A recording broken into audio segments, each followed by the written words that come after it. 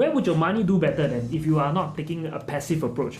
You want to take action, because as you wait, you also age, right? And as you age means what? Your shelf life as an investor will become, of course, lesser, and that will mean that you can borrow lesser and shorter.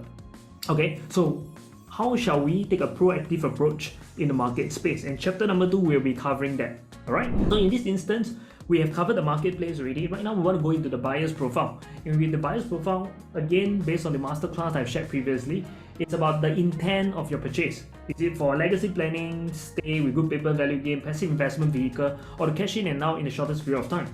So equity on hand as well, because this will determine the size and the type of investment approach, and also the sector or district that we are accessible to. And also the strategy you're going to apply is also always the last strategy.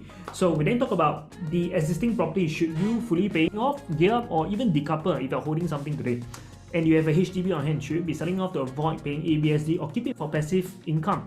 Or buying in trustee to avoid additional buyer's stamp duty? What are the implications of holding period? And should you be paying the mortgage loan by CPF or cash? And which banks are offering the best clauses and rates or most suitable for you? Because right now, especially, you are going to apply that strategy 4 years ago, buy new home, sell at TOP, and then hoping that, you know, the banks will not charge you for the undisbursed amount. How's that going to work? So the clauses, all these things matters, okay?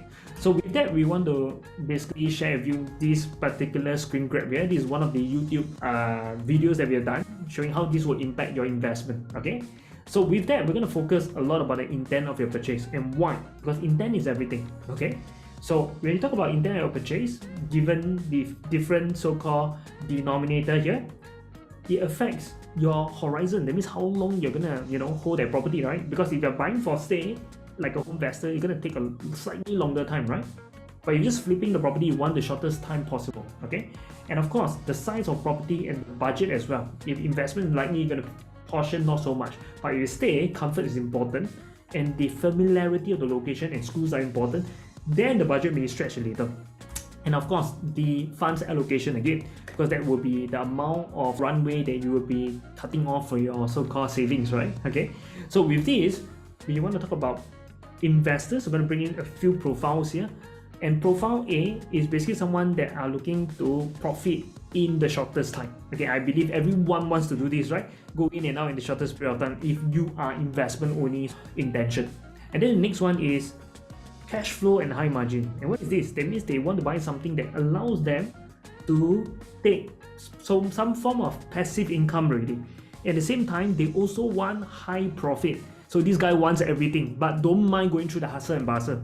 And when I say hustle and bustle means what? That means don't mind handling tenants and whatnot. Okay. And then also dwelling with investment needs. That means going to utilize the property. Okay. So profile C would be someone that probably in a growing family. Okay.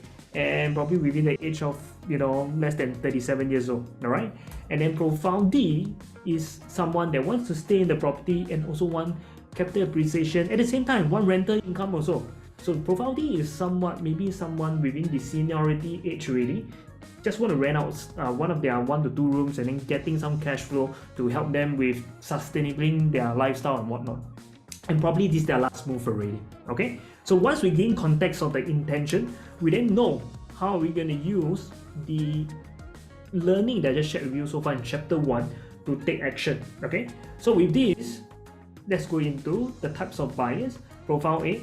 Profile A, fast in and out, financially capable, at least 1.7 million. Okay, so when we talk about that, we mean that at least in the new home segment, used to be, as you learned from the past, 3-4 years to buy new homes, you're going to make money, right? And in today's context, you want to go into any two-bedder, minimum around 1.7 million you need to have. If not, you're probably treading along the line of a 1-bedroom or 1+ study. Okay, and this is difficult because when you buy a 1-bedroom or 1+ study, the kind of buyer that you sell to next time, okay, are either bachelors, investors, or even retirees, right? Okay, and these 3 groups of people, more often than not, especially the investors, they look at their yield, so they probably won't pay you the profit that you're after. So it's very important that we want to minimum get a 2-bedder for safety context. Okay, so it is for non-leasing. That means you do not want to deal with the nitty-gritty. You just want to basically buy in 3-4 years later, TOP yourself. Okay, and the intention is quite clear. You want capital appreciation, And you want to use progressive payment to basically subsidize your interest rate, okay? Because the interests are being paid progressively. And you want in and out, quick, fast, okay? So this is profile A. But typically for this kind of investor, your buying power in terms of your budget must be stronger. That's why we use 1.7 million, okay?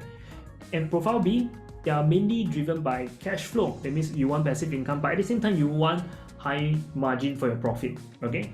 You want capital gain and you also want rental income. Basically, you will do everything to achieve the maximum to optimize.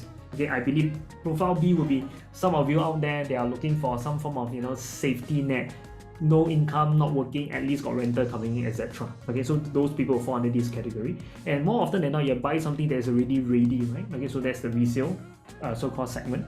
And profile C, someone that wants to utilize today, likely profile with family and children, and the intention is to upgrade as soon as possible or to even decouple depending on their couple. As a husband and wife, do they earn more together, okay? And also the time horizon is also sensitive based on the children's needs and whatnot, okay?